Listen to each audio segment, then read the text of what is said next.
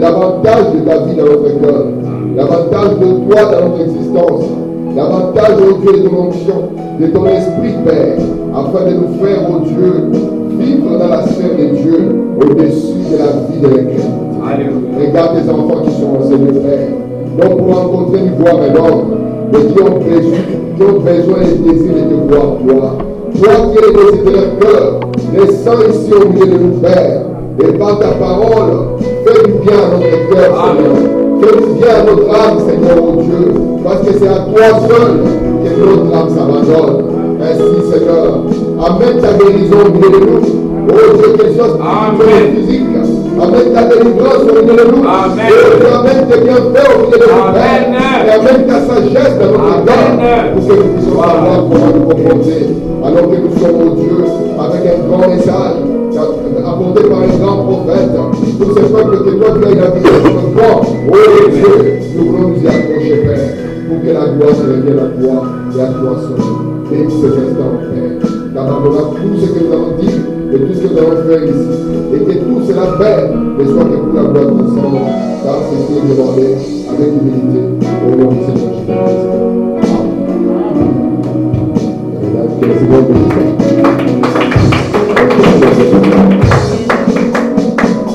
Nous allons ouvrir nos Bibles dans Jérémie au chapitre 1er et nous allons commencer au verset 4.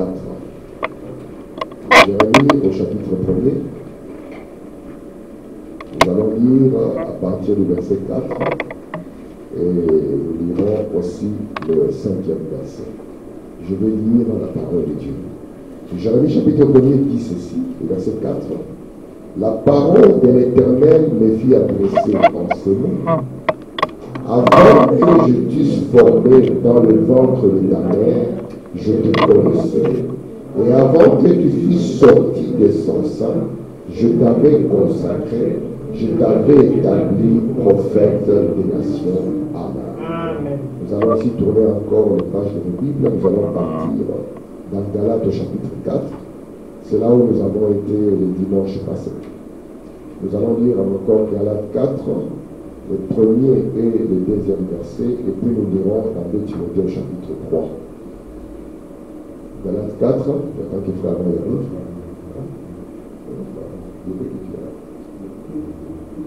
Comme ça donnera le temps, ceux qui veulent entrer dans la Bible. Galates 4, je commence au verset 1er, disons ensemble. Or, aussi longtemps que l'héritier est enfant, je dis qu'il ne diffère en rien d'un esclave, quoi qu'il soit le maître de tout. Mais il est sous des tuteurs et des administrateurs jusqu'au temps marqué par le Père. Et nous terminons avec 2 Timothée au chapitre 3. où nous allons lire le 14e et le 15e verset. Disons, toi, demeure dans les choses que tu as apprises et reconnues certaines, sachant de qui tu les as apprises. Dès ton enfance, tu connais les 5 lettres qui peuvent te rendre sage à salut par la foi en Jésus-Christ. Amen. Que le Seigneur ajoute des bénédictions à la lecture de la parole. Je vous salue tous au nom de Jésus-Christ. Je remercie le Seigneur encore une fois. Aujourd'hui, j'ai 18 ans de mariage, pile aujourd'hui. Je remercie le Seigneur. Amen. Je vais d'abord avoir le prier merci beaucoup. Je demanderai à Frère de prier pour nous à la fin du service. Et puis aujourd'hui, le monde dit que c'est la fête de Père. Donc nous voulons souhaiter à tous les papas une très bonne fête. Même si nous croyons que la fête de Père doit être chaque jour. De la même manière que la fête de mère doit être chaque jour. Même la fête des enfants, c'est chaque jour. Ça signifie que la famille doit vivre en harmonie. Amen. Pour que les enfants puissent avoir beaucoup d'égard et de respect pour les parents. Et que les parents puissent aussi exprimer beaucoup d'amour pour leurs enfants. C'est ça la famille chrétienne, le foyer dans lequel Dieu peut venir et qui peut visiter la famille. Parce que si nous croyons au Dieu de la famille, nous ne croyons pas seulement au Dieu de papa, ni au Dieu simplement de maman, mais nous croyons que le Dieu de papa, c'est le Dieu de maman, et le Dieu de papa et de maman, c'est le Dieu des enfants. Parce que c'est ça le modèle que nous trouvons dans la Bible de Dieu. La fois passée, nous avons parlé du foyer chrétien, et nous avons parlé de la formation de l'enfant. Parce que j'aimerais que les papas et les papas futurs, notamment comme conseil, puissent comprendre que Dieu aime les enfants. C'est pour ça que si nous regardons ici dans Jérémie au chapitre 1er, c'est Dieu qui parle à Jérémie. Parce que Jérémie s'est considéré juste comme un enfant. Vous pouvez le voir si vous lisez le verset 6, il dira à Dieu, je ne suis qu'un enfant. Et Dieu lui dira, non, ne dis pas que tu es un enfant.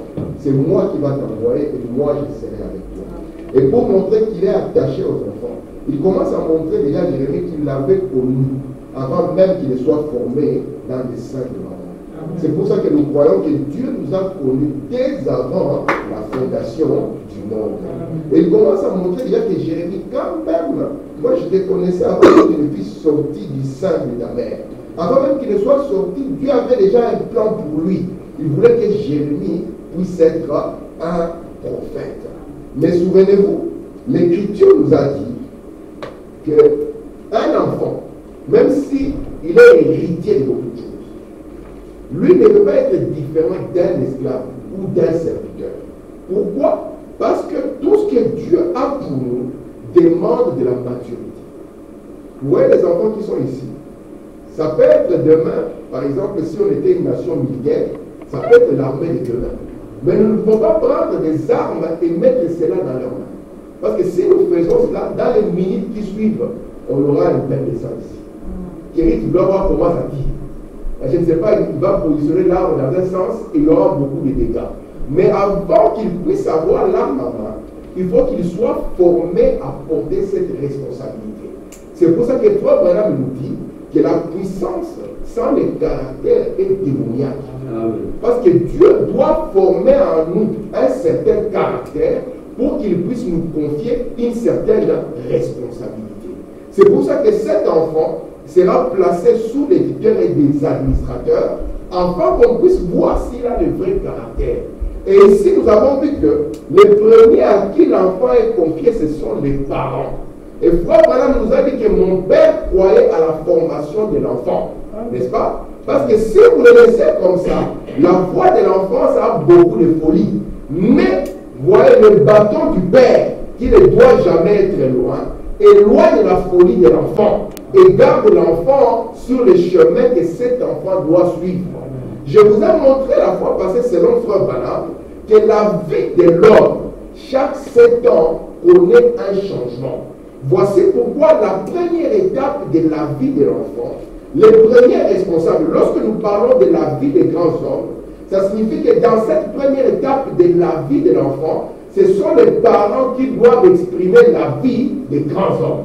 C'est pour ça que lorsque nous parlons de Charles Wesley, nous revenons à la base pour comprendre le rôle que maman a joué dans sa vie. Lorsque nous parlons de Moïse, nous revenons à la base pour voir le rôle que Moïse, et que le Québec plutôt, a joué dans la vie de Moïse. Lorsque nous parlons de Samson, nous verrons toujours la base. Parce que cette base-là, elle est fondamentale pour ce qui sera dans la suite. Branham, sans la grâce de Dieu, n'aurait fini qu'un véritable ivrogne. Parce que vous êtes ce que votre maison. Il a fallu une grâce particulière qu'elle vienne pour arracher Branham de cela. Et vous les enfants, vous devez déjà remercier Dieu parce que c'est une grâce particulière qui vous a donné des parents qui peuvent vous parler de Jésus. Ce qu'il y a autour de nous finira par passer. Je vous dis la vérité, si par exemple vous êtes dans un pays difficile comme nous venons d'un continent où parfois il y a beaucoup de difficultés, beaucoup de gens se disent si j'arrive en Europe, mes problèmes sont finis. Mais une fois qu'il arrive ici, il découvre des problèmes, mais d'une autre manière. De sorte que vous comprenez qu'il n'y a pas de cité permanente ici-bas. Mais lorsque vous avez un parent qui vous parle de Dieu, qui vous montre la crainte de Dieu, c'est la plus grande des bénédictions que vous puissiez avoir. Parce qu'un jour, il vous sera demandé de regarder derrière vous. Mais si jamais vous avez regardé derrière vous et que vous avez toujours marché avec la crainte de Dieu, vous serez heureux de voir les empreintes des pas que vous avez laissées derrière vous. Mais imaginez que si papa devait regarder derrière lui et qu'il n'y a que des dégâts, vous aurez honte de dire c'est mon père. Mais même s'il n'est pas riche, s'il n'est pas riche en argent, mais s'il craint Dieu, vous serez fier d'une telle personne. Parce qu'il aura déployé devant vous le modèle de vie que vous voulez suivre. C'est pour ça que je vous ai montré ici que les 6 premières années de la vie de l'enfant, on doit être certain qu'on lui a donné les bases de la crainte de Dieu. Moïse avait dit, instruis l'enfant dans la voie qu'il doit suivre. C'est Moïse qui a commencé à montrer ça. Il dit, enseignez ceci à vos enfants. Est-ce qu'on a dit enseigner à vos adolescents? On a dit enseigner aux jeunes adultes, enseigner aux personnes d'âge moyen, enseigner aux vieillards. Non, il a dit enseignez ceci à vos enfants. Et que vos enfants enseignent cela aussi à leurs enfants. Parce qu'il y a une période de l'enfance qui est propice à recevoir des choses. Frère Branham me dit qu'un enfant avant 8 ans, je peux le prendre et lui parler de Jésus. Et il va recevoir cela plus facilement que si j'allais prendre quelqu'un qui vient de l'université. Pourquoi? Parce que son esprit est encore ouvert. Et c'est là où on doit l'impacter comme il faut pour que demain, on puisse s'attendre à avoir une moisson. Donc c'est la période la meilleure pour l'ensemencement. C'est pour ça que vous les enfants, quand vous grandissez, regardez les conseils ici que Timothée a reçus de Paul.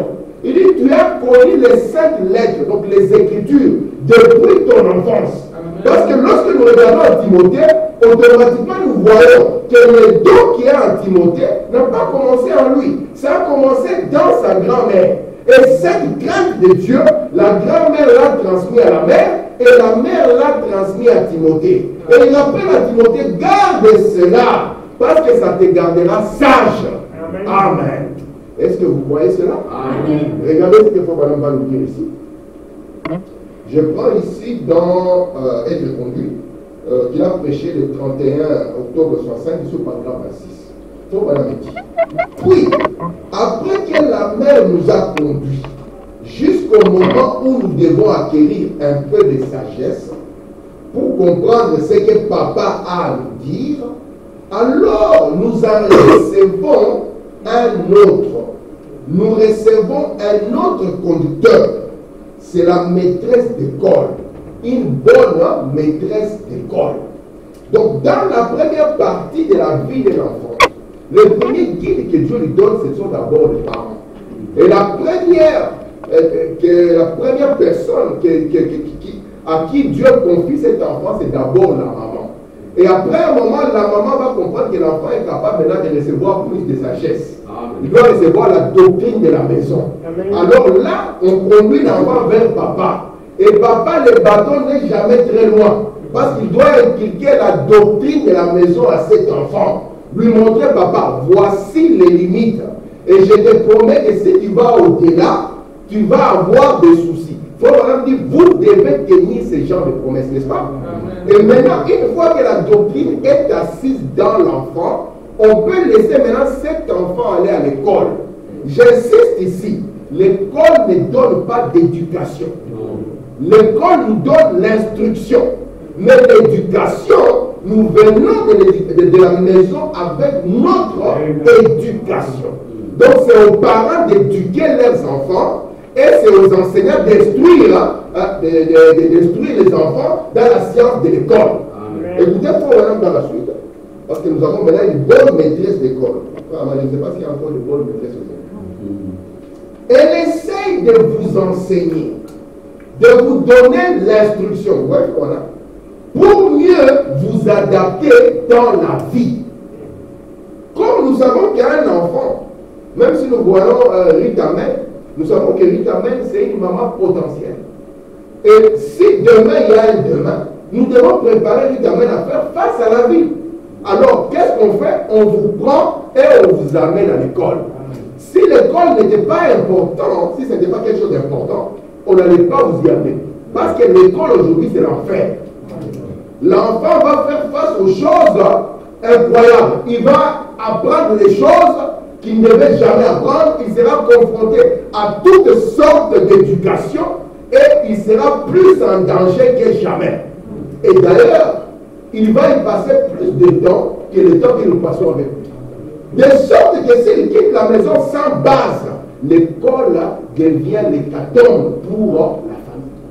Il va apprendre à tricher, il va apprendre à mentir, il va apprendre à voler, il va apprendre la magouille. Il y en a même qui apprennent à apprendre la drogue à l'école. Écoutez, voilà. Et essaie de vous enseigner et de vous donner l'instruction pour mieux vous adapter dans la vie. On n'a pas dit qu'on vous envoie à l'école pour vous faire des copains. Ce n'est pas le but principal. Vous trouvez un enfant qui va là-bas, il ne veut pas étudier. Lui, c'est l'ami de tout le monde. Et à la fin, le bulletin est assez bon. On vous envoie là-bas pour que vous puissiez recevoir une connaissance. Amen. Et cette connaissance, dans la vie, elle va vous aider. Parce que dans la vie ici, vous savez mes frères, nous ici, comme nous avons la peau sombre, nous devons faire plus d'efforts que d'autres personnes. Amen. Et si nous ne voulons pas apprendre, être instruits, ça va nous poser beaucoup de difficultés dans la vie. C'est pour ça que ici, nous prenons pousser vos études le plus loin possible et cela vous facilitera la vie sur la terre. Amen. Écoutez maintenant, voilà, vous adaptez dans la vie pour un niveau, un point où vous pouvez lire votre Bible. Amen. Écoutez, où vous pouvez lire les chants, où vous pouvez apprendre les dieux et lire par vous-même. Donc, un enfant qui va à l'école et qui a appris à lire devait être capable de prendre une brochure et lire par lui-même. Ce n'est pas seulement s'attendre à ce que ce soit papa ou maman qui lui disent il faut madame l'a dit à tel endroit. Mais un garçon comme Stéphane qui est capable de lire, devait dire papa, j'ai lu à tel endroit là où faut madame a dit ça, j'ai lu à tel endroit où on a dit ça, explique-moi un peu comment on peut ramener les deux ensemble. Amen. Parce que tu as eu l'occasion d'aller à l'école. Et tu as eu l'occasion d'apprendre à lire. Ça signifie que tu es responsable devant Dieu d'être capable de lire au moins un chapitre chaque jour. N'est-ce pas ça? Amen. Parce que nous voulons que dans toute chose que Dieu nous donne, nous puissions aussi l'utiliser pour garder notre vie toujours plus proche de Dieu. C'est pour ça que si nous allons dans la science et qu'on dise quelque chose qui est contraire à Dieu, nous mettons la science de côté et nous prenons ce que Dieu a. Alléluia. C'est pour ça que si nous entrons dans le bureau d'un médecin et que le médecin dit papa, maman, il te reste 3 jours, nous allons prendre ça, nous mettons de côté. Nous disons il est l'éternel qui nous guérit. Regardez ce que ça va nous dire. Alors, pour les 7 ans, une année de jubilé arrivée. Maintenant, c'est un grand temps. Et cela a une grande signification pour les gens d'aujourd'hui. Il faut maintenant dire un grand temps. Une 7e année, mamie, ça n'a jamais été. C'est un grand moment. Remarquez quelque chose. Notre chair est une partie de la terre, n'est-ce pas? Et la loi de Dieu qui s'exerce sur la terre, c'est la même loi de Dieu qui s'exerce sur notre chair. Vous comprenez cela? C'est pour cela que, si vous remarquez, c'est vers la 6e année où l'école devient obligatoire. C'est entre la 6e et la 7e année. Parce que l'enfant aura déjà eu assez de bases pour passer d'une étape à une autre étape. En réalité, si par exemple la vie était simple et qu'il y avait quelqu'un pour rester avec l'enfant, l'école obligatoire à 2 ans et demi, ce n'est pas possible. D'ailleurs, à la fin de 2 ans et demi, on te dira laisse l'enfant tranquille à la maison. Mais ici, on a des difficultés, il faut se battre, on va prendre le petit bébé alors qu'il est à moitié endormi. Là-bas, on lui apprend comment mettre le bâton par terre, et comment est-ce qu'il va mettre les bras dedans. Il est dans une autre formation. Mais entre 6 et 7 ans, commencez à observer cet enfant d'une autre façon. Amen. Parce qu'il est en train de subir un changement. Est-ce que ça va? Amen. Nous allons dire, regardez ici, je continue. Voilà pourquoi ici, un jour, jour victoire, il a prêché le 21 avril 1960. Il dit ceci. Je considère les changements des âges. Vous voyez ces garçons ici, n'est-ce pas? Ce n'est pas le même garçon que vous avez vu quand il était bébé. Parce que dès qu'il est, il est en train de changer. Peut-être que c'est un homme ici avec une barbe. Peut-être qu'il a une grande calvitie. Mais vous allez voir qu'à chaque étape de sa vie viendra un changement. D'accord? De sorte que nous avons différents changements qui arrivent dans notre vie. Et Dieu, tu peux le savoir, et Dieu attend de nous que dans chaque étape de la vie, on puisse voir notre vie sublime. Est-ce que vous comprenez? Regardez ce qu'il faut dire, parce que nous allons voir cette étape-là. Je considère les changements des âges. De quoi parle-t-il, madame? Depuis le petit nourrisson, t'étant sur les genoux de leur mère. À ce niveau-là, c'est les parents qui doivent être des grands hommes. Parce que Dieu leur a confié quelqu'un qui est cher. Et puis maintenant, écoutez, jusqu'aux garçons qui vont à l'école. Donc quand un garçon quitte la maison, va à l'école, il doit commencer son rôle d'un grand homme. Alors qu'il va déjà à l'école. Écoutez, voilà. Ensuite, les adolescents et les adolescentes. Meshach, Shadrach et Abednego sont partis à Babylone alors qu'ils étaient adolescents. Vous savez ça? Et je vais aller encore plus loin. Ils n'avaient aucun pasteur derrière eux. Ils n'avaient même pas d'église où aller. Mais quand ils sont arrivés là-bas, il y avait un fondement qui était posé à eux. Ils ont dit, nous n'allons pas nous souiller avec les mains du roi. Nous venons de notre peuple. Nous sommes des grands hommes. C'était des adolescents. Nous avons vu ici Osias comment il est arrivé roi à 16 ans. Prenez un garçon de 16 ans, donnez-lui 2 milliards, ou bien 1 million seulement, ou même 10 millions seulement. La folie sera totale. Mais ce garçon, il avait un fondement établi. Il faut maintenant continuer. Ensuite, les personnes d'âge moyen et les personnes âgées. Et nous avons des personnes âgées qui ont montré qu'ils peuvent vivre la vie des grands hommes. Et nous allons parcourir tout cela afin de voir les empreintes des pas. Parce que la vie des grands hommes nous rappelle à tous que nous pouvons rendre nos vies sublimes. Et qu'en partant d'ici, nous pouvons laisser les empreintes de pas. S'il y a un frère fatigué, il regarde ça et dit laisse que je puisse aussi marcher comme eux, ils ont marché. Amen. Regardez ce qu'il faut nous dire ici. Dans Joseph rencontre ses frères, c'est le 30 décembre 56, paragraphe 3. Puisqu'un bébé ne pêche pas, vous savez qu'un bébé ne pêche pas. C'est pour ça que nous ne pouvons pas baptiser un bébé. Parce que la condition pour baptiser quelqu'un, c'est que la personne doit d'abord se répandre. Acte des 38 dit répandez-vous et puis soyez baptisés. Regardez maintenant ici. Puisqu'un bébé ne pêche pas, il n'a aucun péché. Jésus est mort pour ôter les péchés du monde. Et le bébé n'a commis aucun péché. Seulement, il était un pécheur. Il est pécheur par nature, par naissance. Il est né dans le péché. Cependant, quand Christ est mort au calvaire, il a ôté les péchés du monde. Tout le monde continue. Et le bébé n'est pas responsable jusqu'à ce qu'il atteigne l'âge de la responsabilité. Et tout petit bébé, peu importe que ses parents soient des pécheurs, dès qu'il meurt, il va droit dans les bras de Christ.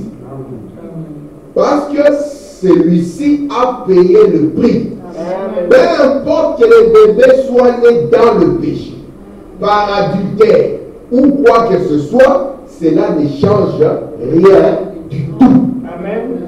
Donc s'il y a un bébé qui est mort, direct dans le péché, même si ses parents sont athées, parce que Jésus a déjà payé le prix. Amen. Et que cet enfant n'a pas encore atteint l'âge de la responsabilité. C'est pour ça que ce sont les parents qui sont les responsables durant cette étape où l'enfant n'a pas atteint l'âge de la responsabilité. Est-ce que ça va jusque-là? Oui. Amen. Regardez ici la suite. Ce bébé est en sécurité avec Christ parce que celui-ci est mort pour ôter les péchés du monde. Et puis, quand il devient assez grand, comprenez ça? S'il commet un péché personnel, il doit donc se repentir pour ce qu'il a fait. Amen. Ça peut être une petite chose. On va dire une citation.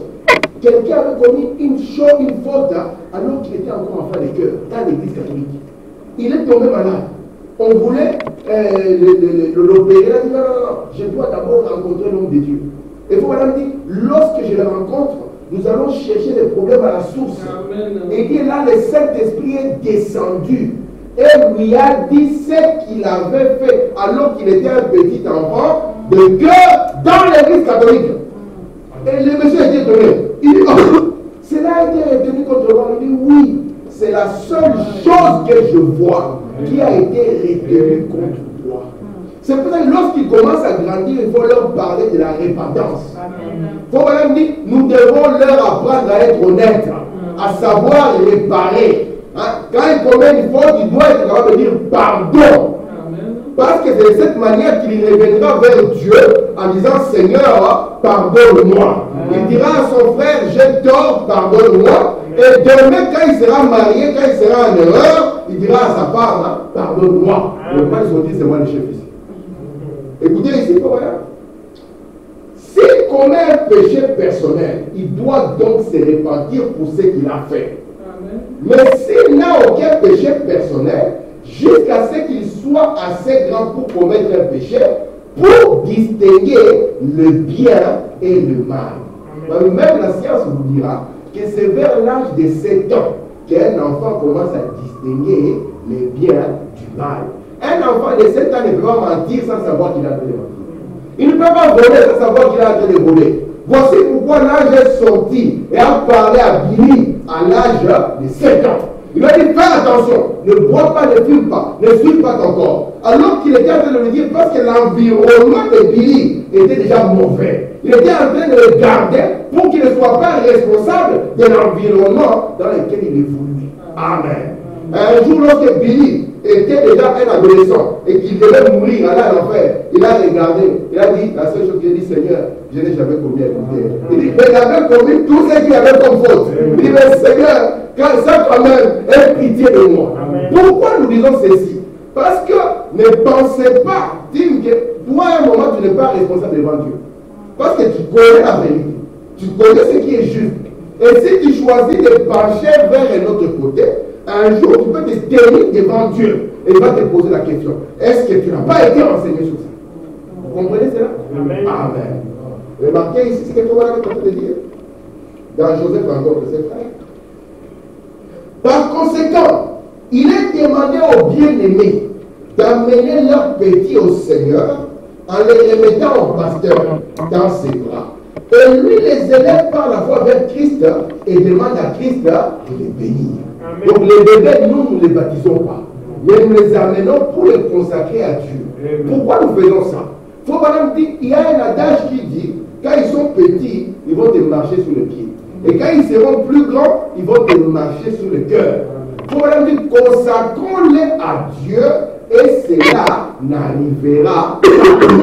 Parce que les enfants sont capables de marcher sur le cœur et de faire une douleur que même la douleur physique ne pourra jamais équivaloir. On peut te demander, est-ce que tu veux qu'on te frappe ou que l'enfant te marche sur le cœur? Tout à l'heure, il ne va pas dire frappez-moi. Parce que la douleur du cœur est une grande douleur.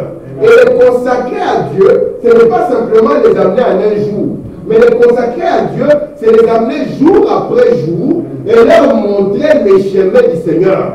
Pour que quand ils grandissent, ils ne deviennent pas un problème pour notre cœur. Et souvenez-vous, les bâtons du Père, les gens. Parce que c'est l'expression de l'amour. La Bible nous a dit que si nous faisons cela, il donnera du repos à notre âme. Amen. N'est-ce pas que c'est merveilleux? Écoutez ce que madame ici dans Christ est révélé dans sa propre parole. Paragraphe 64. À votre naissance, n'est-ce pas que nous tous nous sommes nés? Il y a quelque chose qui arrive à notre naissance. À votre naissance, Dieu met un disque. Il y a une bande qui entre comme dans une radio.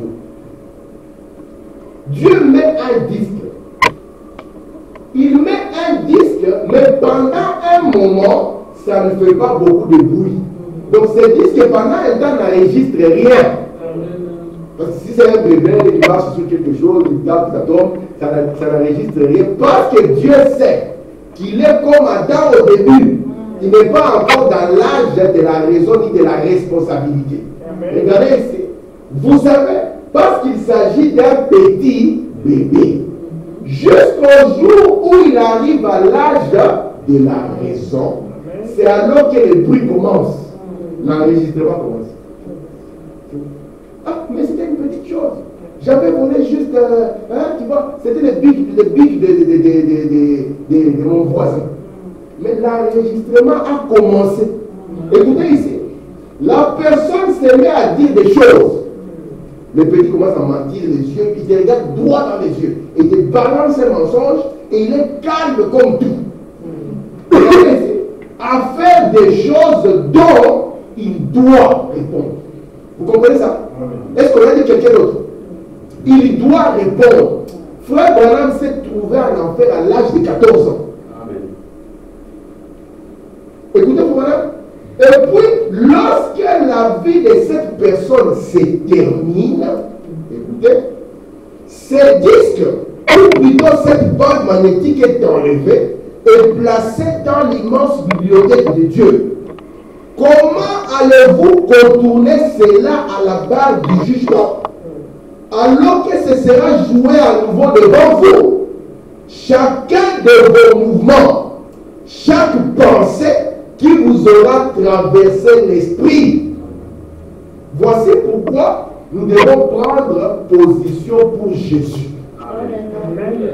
Parce que notre frère Curie était arrivé au ciel. Parce que dans cet enregistrement, personne ne peut dire qu'il est sorti indemne.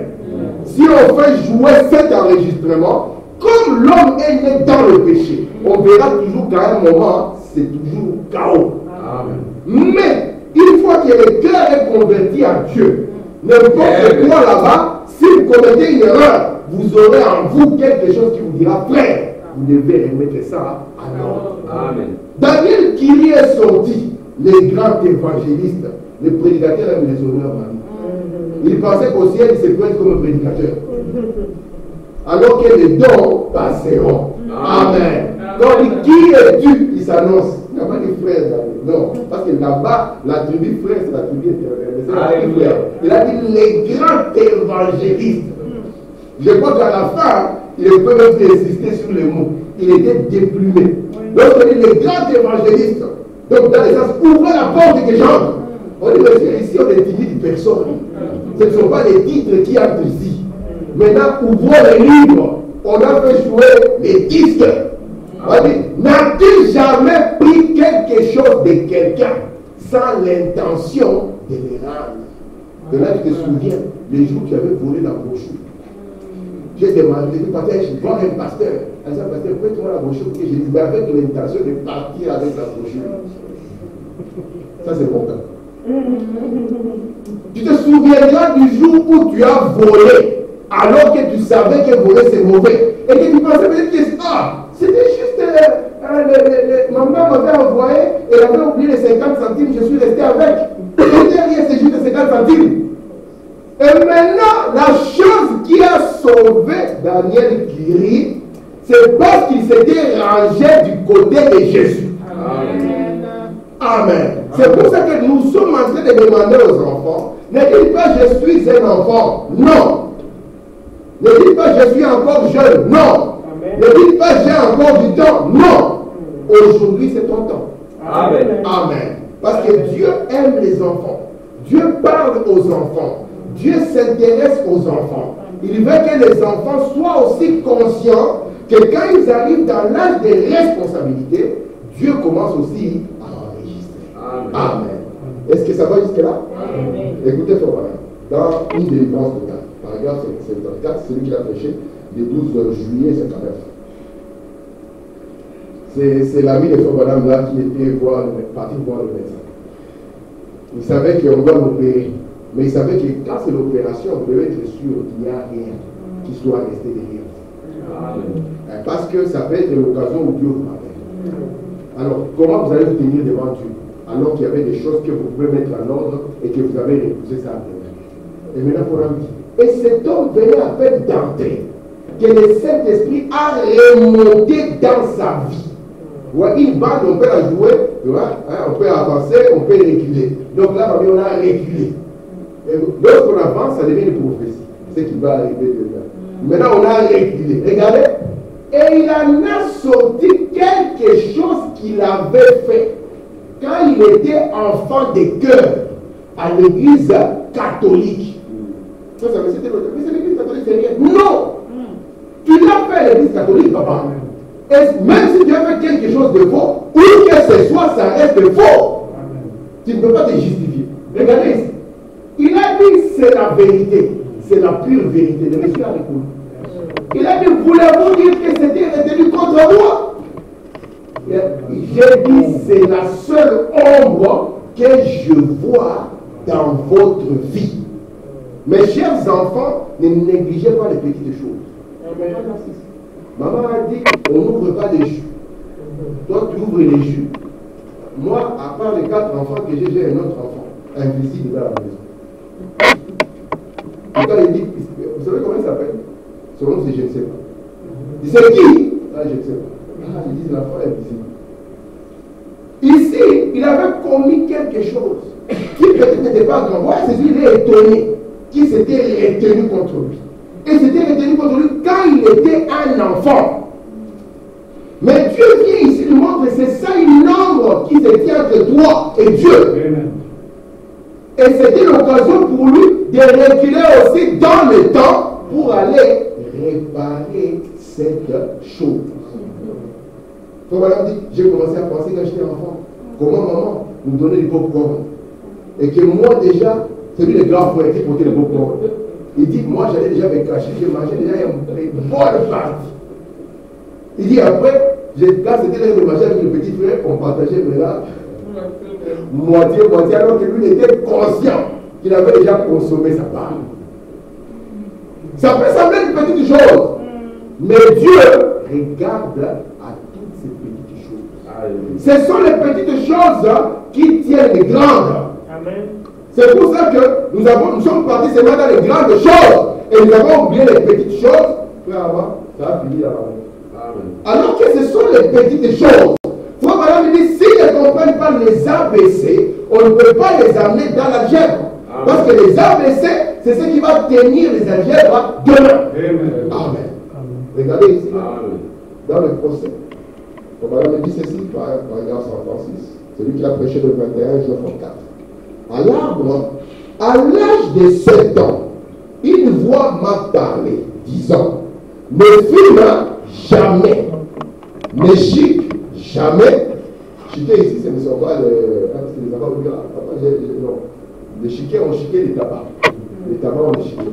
Donc, Dieu ne veut pas qu'il puisse chiquer les gens là. Ne bois jamais ou ne souille jamais ton corps. Amen. Maintenant, mes chers amis, ça vous goûte.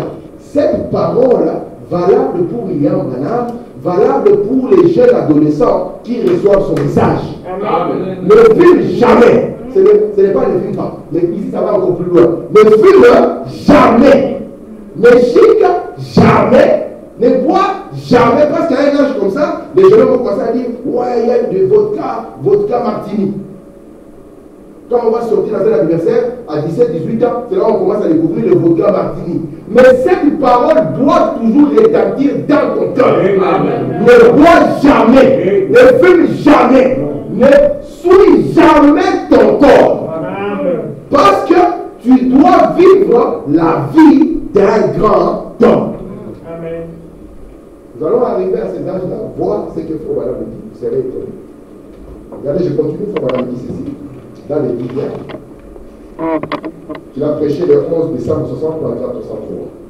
Il y avait une période qui était annoncée tous les 7 ans.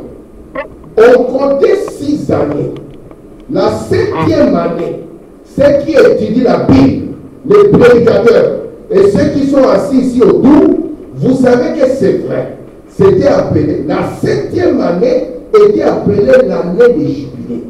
Lorsque Branham était petit, la colonne de feu n'était pas loin. Mais la première fois où il voit l'ange du Seigneur de manière visible, c'est à l'âge de 7 ans. Amen. Parce que 7 ans apportent un changement dans la vie de William Branham. Amen. Il commence à entrer dans l'âge du choix. Il commence à entrer dans l'âge de la responsabilité. Il sera confronté au fait de dire je bois ou je ne bois pas. Vous allez voir qu'après un moment, quand son père lui tendait, il disait je ne bois pas. Ouais. Et puis quand son père le chauffait, il disait dors maintenant. Et là, l'ange intervenait. Mais remarquez ici, quand il était enfant, Dieu a gardé les papas. Heureusement que les papas avaient des boissons très dures. C'est pour ça que maman ne peut pas permettre que ça puisse approcher la bouche de l'enfant. Mais lorsqu'il commence à avancer ici, l'ange lui apparaît de manière visible. Amen. Parce que vers ici, il commence à devenir responsable. Et il commence à lui montrer maintenant les limites déjà de sa responsabilité. Ne te souille pas, mon enfant. Et aujourd'hui, se souiller, c'est dans toutes les formes. Vous voyez les images aujourd'hui qui passent dans les téléphones et dans les réseaux. Un jeune garçon qui est du message doit garder en pensée pour vous ceci. Amen. Il dit, c'est ça la peine de mon messager. Je ne dois pas me souiller parce que je dois marcher là où mon messager a marché. Je dois vivre la vie d'un grand homme parce que Frère Branham a dit que lui n'a pas eu la grâce de naître dans une famille chrétienne. Mais moi, Dieu m'a donné la grâce de naître dans une famille chrétienne. Donc moi, je peux déjà commencer cela. Amen. Amen. C'est ce que Dieu attend de nous. Gloire à Dieu. Amen. Regardez maintenant ici ce que Frère Branham a dit. Merci Seigneur. Alléluia. Il parle aussi de l'accusation. Il parle de la sœur Edith. Et Edith connaît tout simplement les changements de 7 ans. Tous les 7 ans, votre vie connaît un changement. De 0 à 6 ans, trop d'influence des parents. Frère Branham dit, Billy Paul a commencé l'école primaire à 6 ans. Il dit, moi j'ai commencé à 7 ans. Ma mère aussi a commencé à cet âge. Regardez, de 0 à 6 ans, la plus grande des influences, ça sera l'influence de la maison. Et à partir de 6 ans, vous voyez, l'école sera obligatoire. Et remarquez ici, à 7 ans, Dieu montre quelque chose. Cet enfant commence à être confronté au choix. Il commence à être capable de faire des choix. Et ceci ouvre un nouveau chapitre dans son existence. Il quitte la partie où il était pratiquement irresponsable devant Dieu, et par rapport à ses choix, il commence à devenir responsable devant Dieu. C'est ainsi que vous allez voir que Samuel était un enfant. Et durant un moment, Dieu ne lui disait rien. Il le laissait tranquille. Parce que Samuel est arrivé au temple étant très petit. C'est juste quand il venait d'être séparé. C'était un enfant petit. On lui avait fait une petite robe pour qu'il aille servir Dieu, les pauvres. Et Dieu l'a laissé tranquille. Et puis à partir d'un moment, Dieu a commencé à parler à cet enfant. Il a commencé à lui montrer, regarde les choix que fait la maison d'Élie. Et moi, je ne veux pas que toi aussi tu puisses faire ce genre de choix. Ça signifie quoi? Nous tous, nous pouvons venir à l'église. Parce que comme frère Omar vous l'a dit ici, venir à l'église simplement ne suffira pas. Est-ce que vous comprenez? Mais il faudra faire un pas de plus. Si nous sommes des jeunes de l'église ici, et qu'il y a un jeune, malgré le fait qu'il va à l'église, qui ne veut pas suivre les principes de Dieu, vous n'êtes pas obligé de le suivre. Amen. Même s'il est plus âgé que vous. Parce que Samuel était confronté à Ophni et à Phinéas, qui était le fils d'Élie, qui était plus âgé, qui était censé avoir plus d'expérience, qui était déjà dans le ministère. Amen. Mais lui a fait un autre choix. Et ici, Branham, l'ange est venu lui parler à 7 ans, lui disant, frère Branham, sois capable de faire un choix. Ne fume jamais, ne bois jamais, ne souille jamais ton corps. Parce que la 7e année apporte toujours un changement dans la vie d'un être. Amen. Est-ce que vous comprenez ça? Amen. Je continue ici. Regardez pourquoi. Dans la manière d'un vrai prophète. Il a prêché ceci le 19 janvier 1960. Regardez tous ces petits enfants revenir de l'école. Parce qu'ici, ce n'est plus simplement l'influence de la maison. Ici, maintenant, on est confronté à ces lieux qu'on appelle l'école, qui est important parce que ça nous prépare dans la vie. Mais nous ne voulons pas simplement être préparés dans la vie et ne pas avoir le fondement fondamental. Mais le problème ici, c'est qu'on a mis tout l'accent sur l'instruction et on a détruit l'éducation. Maintenant, celui qui est instruit sans éducation, demain deviendra un responsable et il va vous voter des lois incroyables. C'est pour ça que si on trouve un responsable qui a encore une base, il ne peut jamais être populaire. Soit c'est un pays où les gens ont encore les cerveaux sur leur tête et le monde entier va se retourner contre lui comme le cas de la Russie. Soit ça sera un monde de fou où on ne pourra jamais dire que cet homme sera responsable. Maintenant ici à l'école, cet enfant sera confronté à des choses, disons ça. Regardez ces tout petits enfants revenir de l'école. Ils n'ont pas plus de 6, 7, 8. Donc 8 ans. Ils allument la cigarette. Vous pensez que c'est possible? C'est fait. Toi, on va expliquer pourquoi. Pourquoi ça? Leur maman avant eux avait probablement fait cela. Amen. Sinon, alors, ce sont les enfants qui fréquentent. Écoutez, frère madame, veillez sur les enfants avec lesquels votre joue. C'est vrai. Amen. Oh, Séraphin, c'est un brise-cœur. Un crève-cœur, je peux le dire. Crève-cœur. On commence déjà à mettre des notions de crevaison de cœur. Frère madame, vous devez faire attention. Parce qu'à l'école, ça devient comme un carrefour. Cet enfant a déjà vu un truc qu'on appelle la cigarette. Il peut même prendre ça dans les sacs de sa mère. Et venir déjà montrer comment on fait. Et puis il allume ça et les enfants tirent.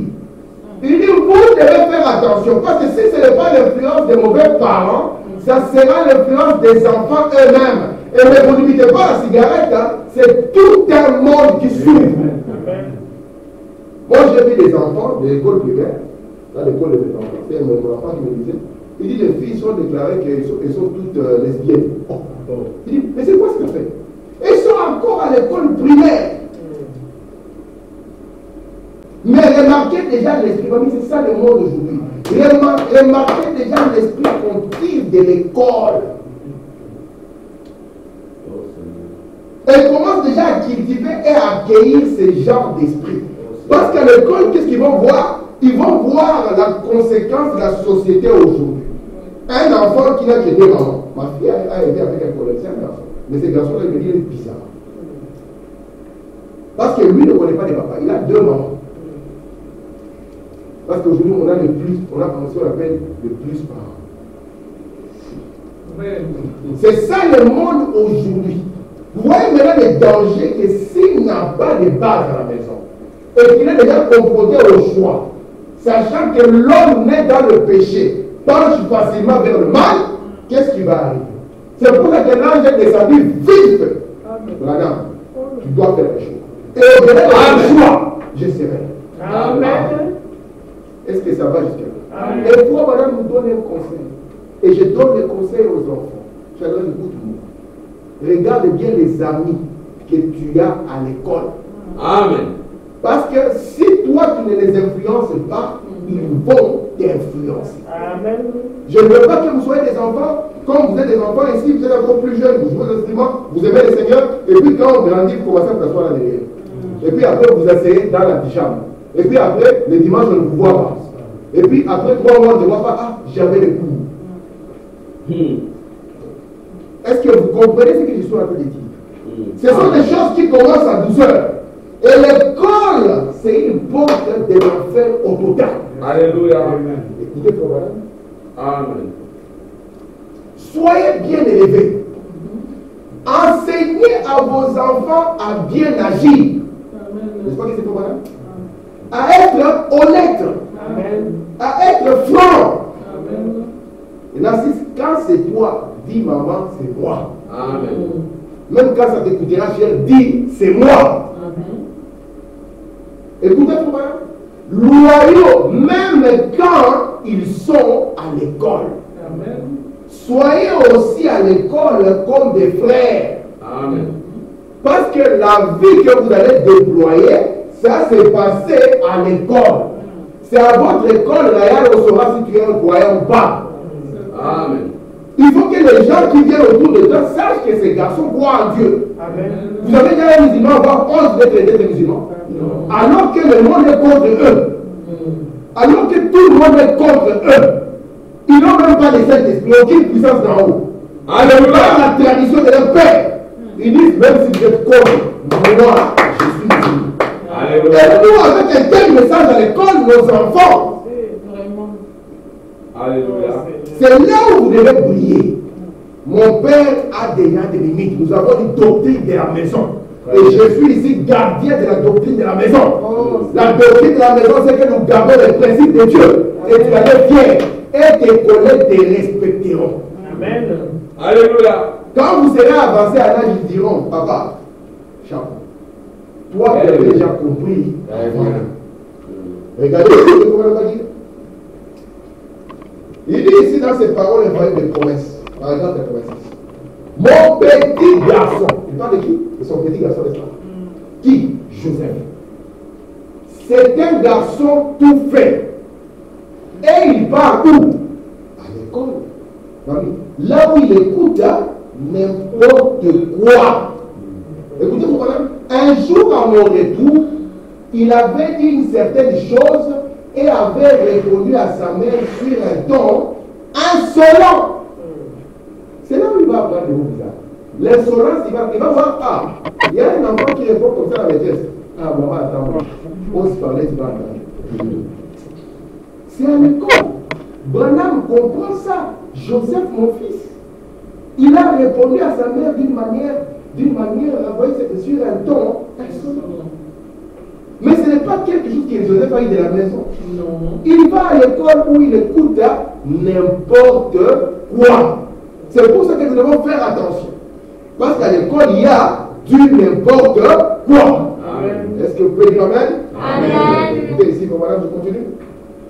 Vous savez, merci Seigneur, dans l'influence, il a prêché le 12 janvier 1963.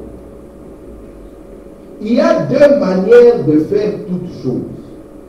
Mais ça, c'est un conseil pour nous tous. Il y a 2 manières de faire toutes choses. Est-ce que vous êtes là? Amen. Il y a combien de manières de faire de toutes choses? 2. Écoutez, frère, c'est la bonne et la mauvaise. Madame dit, je me tenais devant Billy Paul et j'avais l'habitude d'étendre le bras. Et lorsqu'il le faisait, il montrait à Billy Paul qu'il y a 2 routes.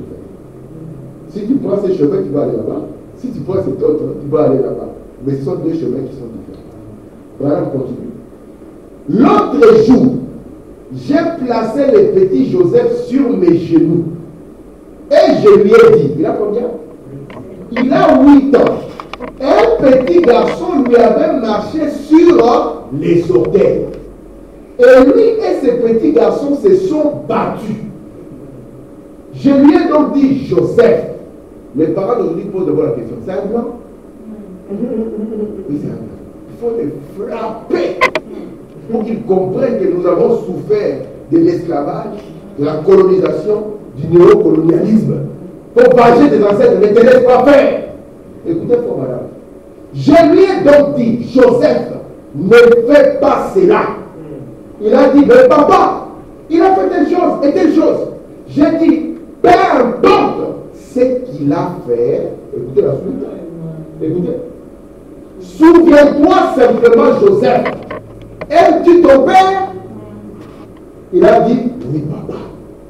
J'ai dit, alors souviens-toi que les gens observent quoi?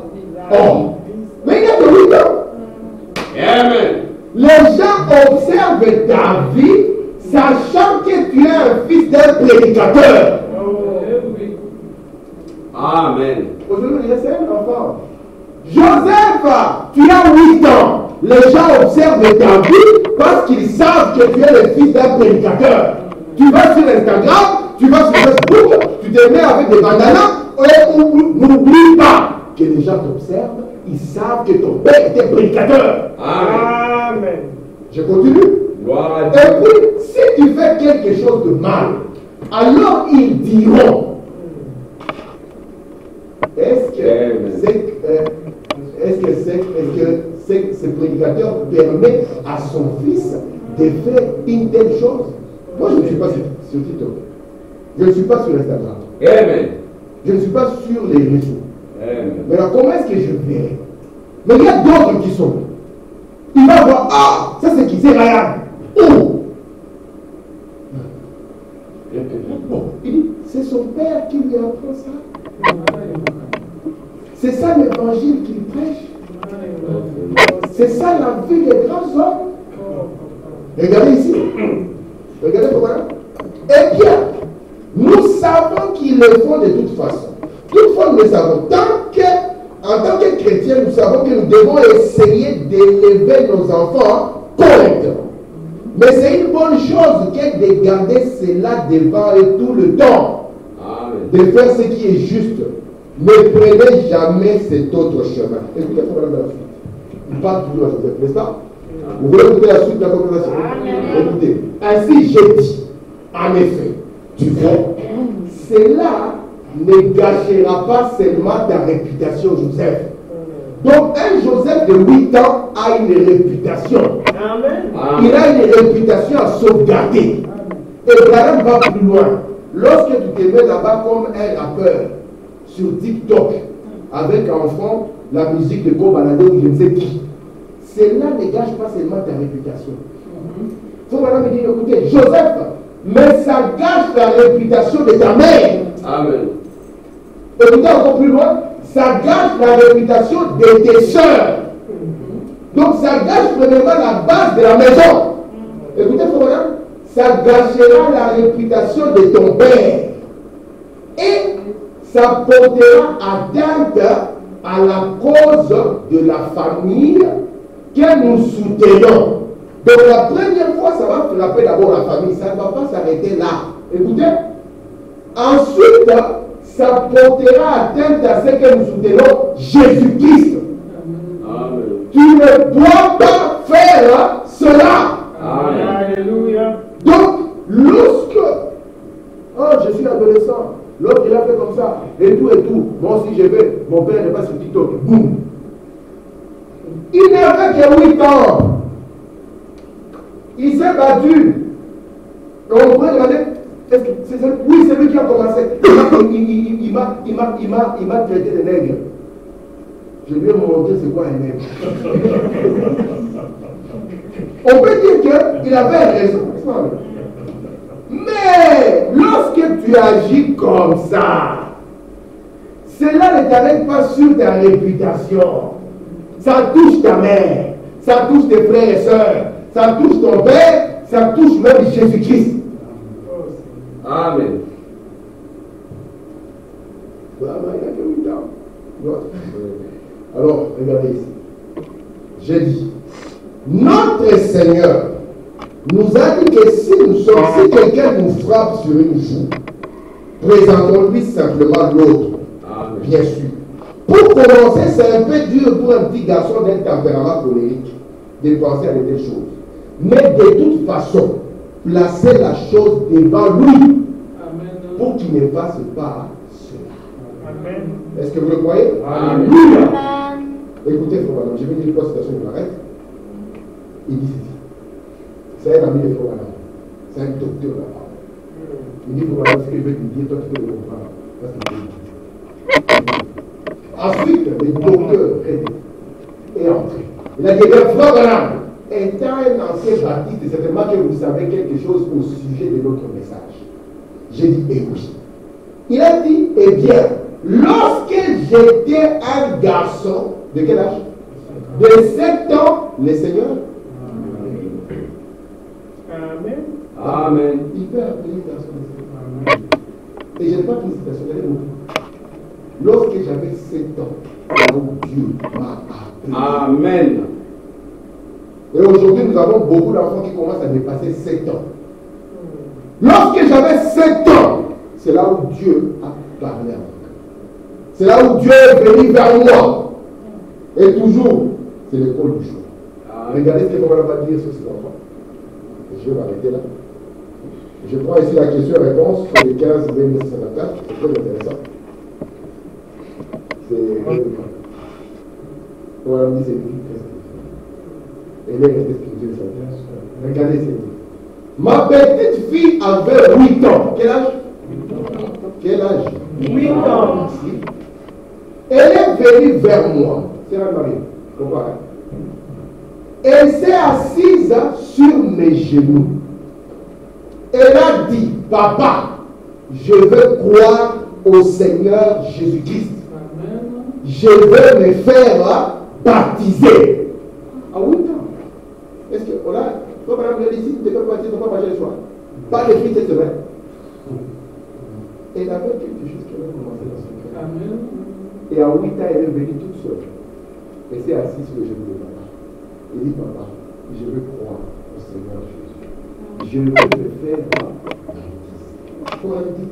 J'ai baptisé cette petite fille-là à l'âge de 8 ans. Faut alors continuer.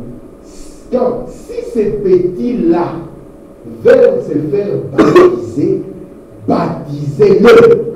Sinon, eh bien, allez-y, c'est à vous de décider. C'est non ce que le Seigneur va dire. Il faut madame dire, si Dieu fait cela dans leur cœur, faites-le. Il dit, sinon la chose partira. Et ça prendra beaucoup de temps pour que cela arrive. Amen. Donc Dieu a appelé l'homme de 7 ans. Et la petite fille de 8 ans, elle vient. Et là, elle prend sur son cœur. Écoutez maintenant, ça ne s'est pas arrêté là. Je continue ici. Dans Genèse Toré. Un soir, lors de cette grande réunion, je sortais. On me conduisait dans la rue. J'ai entendu une personne pleurer. Elle était assise sous le siège arrière. C'était ma fille de 8 ans. La petite Rebecca. Qu'est-ce qu'il faut madame dire d'elle? Elle est très, pas seulement spirituelle, elle est très spirituelle. À la maison, quand les gens parlent de l'évangile, vous savez pourquoi elle pleurait? Elle pleurait parce qu'elle avait une vision dans la maison. Il y avait un malade. Quand on avait demandé qui avait une la maison, madame n'avait pas vu. Et c'est ce qui l'a rendu malade quand il pleurait. Maintenant, il faut madame dire ici.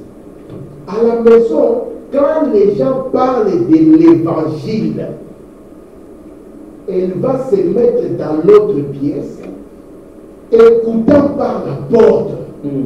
Ce qui l'intéresse, ce n'est pas que papa et maman vont parler de la sœur Mickey. Mais quand elle entend seulement, on commence à parler des choses de Dieu. Et quand dit l'enfant, tu peux parler, elle va écouter aussi parce qu'elle aime écouter les choses de la parole. Écoutez, elle va se mettre dans l'autre pièce, elle écoute. Il arrive qu'elle me pose des questions auxquelles je ne sais pas répondre. Amen. Ma petite fille, mamie, elle est très spirituelle. Cela ne s'est pas arrêté là. Et regardez ce qui se passe à l'école avec elle. Oh mon Dieu. Écoutez, dans la foi transmise au sein, paragraphe 6. Ainsi, j'ai une fillette à la maison qui est comme ça. Ça fait environ 2 ou 3 mois qu'elle a eu sa première vision.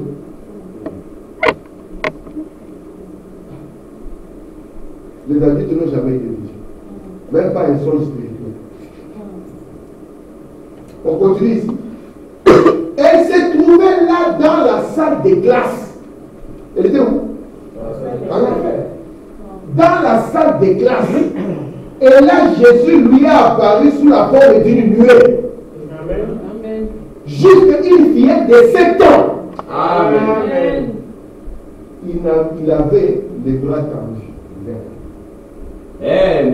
Alléluia. Ça, ce sont des choses qui devaient. Moi, je suis catholique, mais ça. Il y a quelqu'un qui est devenu saint. Il nous voilà. S'il est dans mon père, ça devait brûler dans les cœurs des enfants. Amen. Oh, Jésus lui a apparu les bras tendus. Quelle consolation. Amen.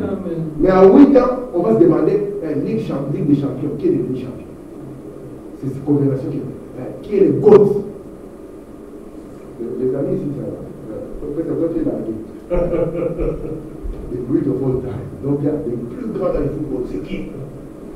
Mais cet enfant, quand on parlait de Dieu, ça attirait son attention. Et il a dans une petite question pour aussi écouter. Elle va sortir avec des questions. Une fois, madame dit, donne-moi le temps pour l'étudier. Parce que là, je n'ai pas encore de réponse. Et pas étonnant qu'il s'est suivi une vision. Parce que même en classe, elle pensait à Jésus. Amen. Ce ne sont pas les enfants qui laissent Jésus à la porte de la maison. Et puis il prend son habit des mondains. Il le met quand il est sorti. Et à la fin, comme il sait que papa a le bâton qui n'est pas loin, il garde son habit mondain à la porte. Il dit attends-moi là. Bientôt, hein, le matin, c'est moi nous ensemble. Regardez ici. Je termine. Amen. Il a dit c'est un homme qui était en train de discuter avec son voilà, sur la Bible. Hein? Et cet homme qui discutait, et il a dit, vous vous rappelez, M. Branham a dit, jamais les apôtres n'avaient échoué. Donc, et quand ils priaient, ça marchait. Tout celui pour qui ils priaient était guéri. Écoutez, j'ai dit, vous verrez que de ne pas dire cela à ma fille de 8 ans. Elle va te confondre. Vous vous souvenez qu'on a amené un enfant, les disciples ont prié pour lui, n'est-ce pas? Dans la Bible, ça n'a pas marché. Maintenant, lui disait, tous les gens pour qui les apôtres viennent, et ils étaient guéris.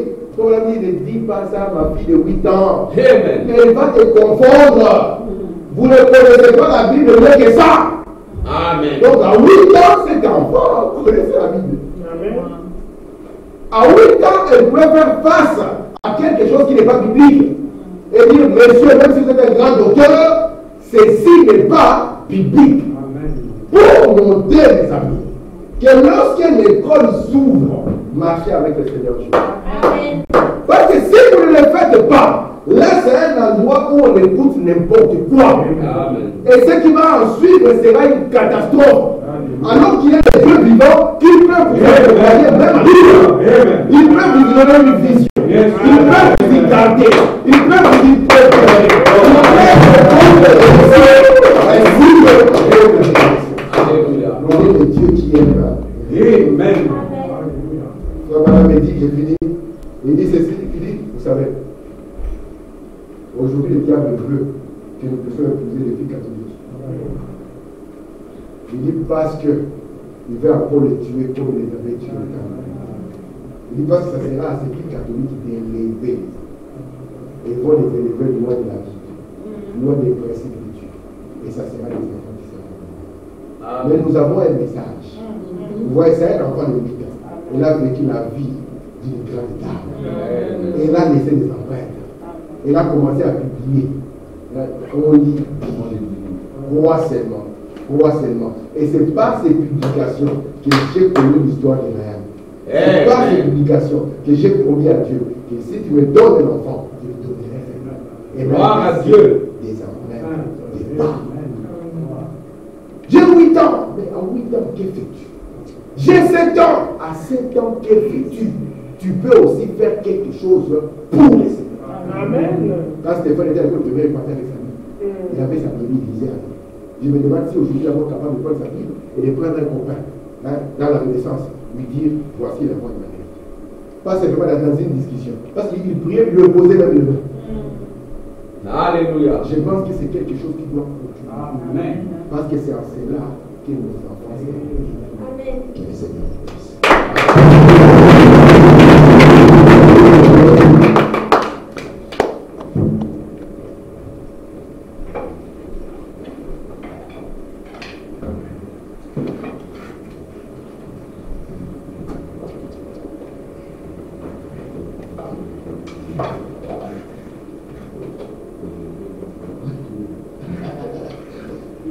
Que Dieu vous bénisse. Je disais après, tu as rajeuni, tu vas te marier avec la sœur Nicole Ouattara. Alors voilà, c'est aujourd'hui. Dans 18 ans de mariage, amen. On va encore frère, entrez. Il y a un frère qui est, entrez.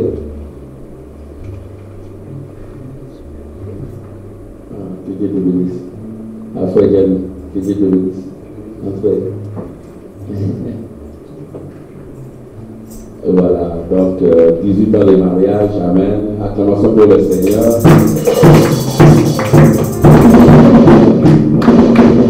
Quand j'étais aussi dans l'adolescence, j'aimais bien lire Only Believe de la sœur Rebecca. Et c'est là que j'ai découvert l'histoire de Roy Robertson avec Frère Branham. Et là où Frère Branham disait à demander à Roy Robertson, tu sais qui était Moïse pour Israël. Amen. J'ai découvert ça. Alléluia. Paix à l'âme de notre sœur Rebecca. Amen. Et c'était une fille vraiment très profonde dans le message. C'était un don. Moi, je disais, c'est mon Bible. Alors, le temps commençait à dire que non, elle est en train de coucher. Non, elle ne faisait que publier. Elle ne faisait que publier. Elle aurait arrêté ça. Mais elle a arrêté. Ce qu'elle a publié, ça se retrouve là. Je demande aux jeunes gens de chercher les revues Only Believe. Ou je vais chercher pour vous. Amen.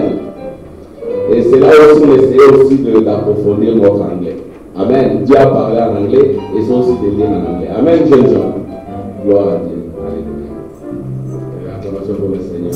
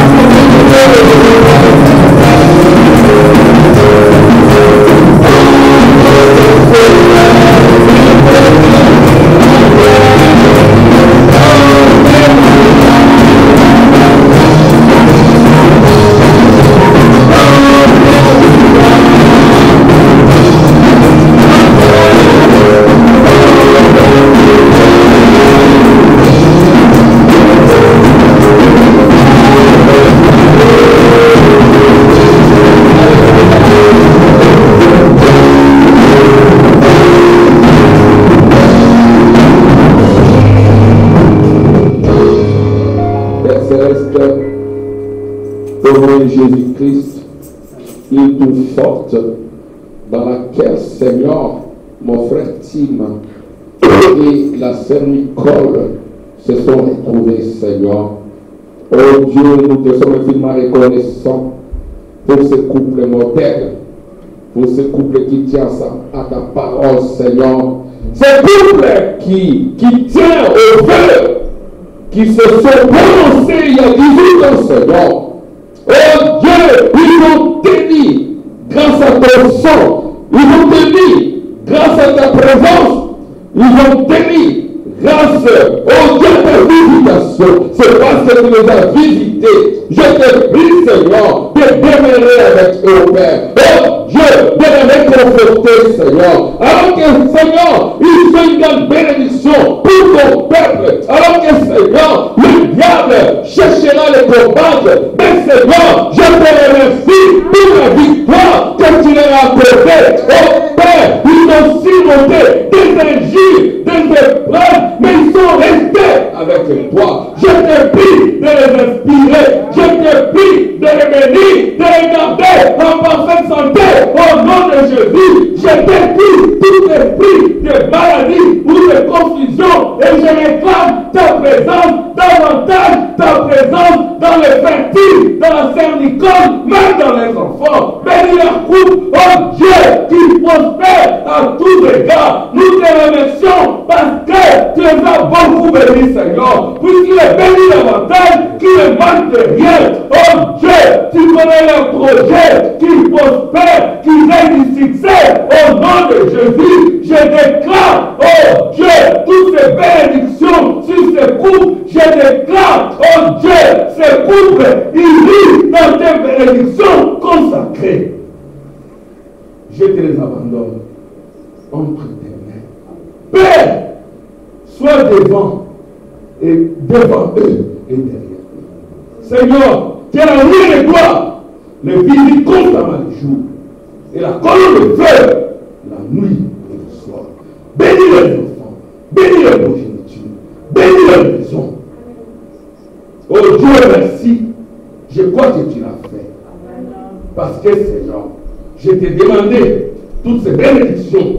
Alors que Seigneur, j'abandonne ce couple entre tes saintes mains au nom de Jésus-Christ. Amen. Amen.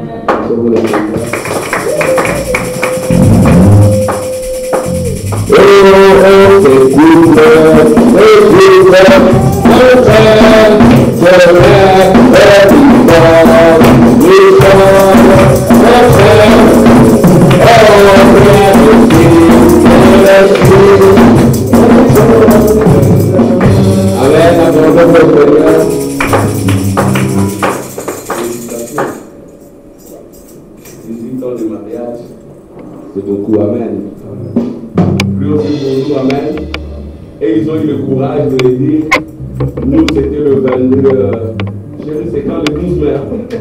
Le 12 mai, oui, c'était 22 ans. 22 ans, ou 21 ans, 22 ans. Vraiment, c'est estimé 22 ans. Et voilà. Prochainement, c'est toi qui vas pour acclamons pour le Seigneur.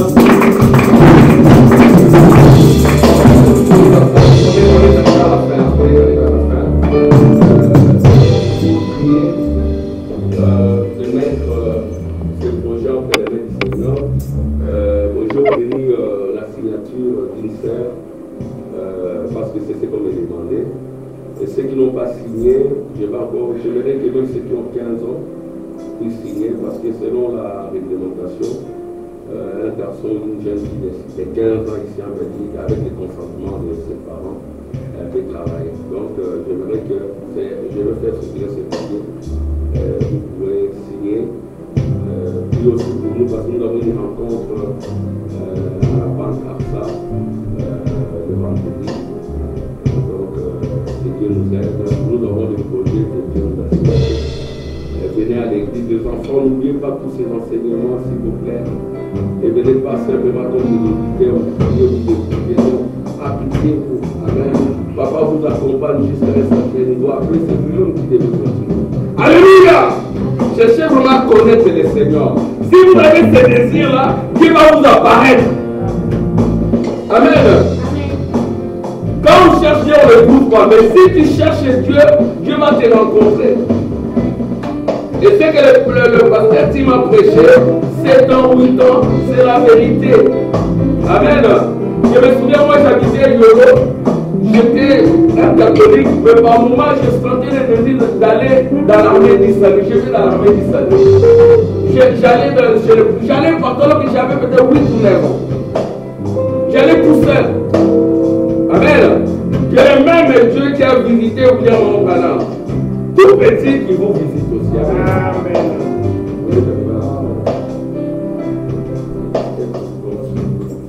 Je remercie beaucoup le frère Tim. Je remercie le Seigneur pour le frère Tim. Je lui dis toujours que je remercie le Seigneur pour le message parce qu'il nous dit le message qui serait peut-être un grand musicien chez le monde. Parce que c'est aussi un grand musicien. Il chante très bien.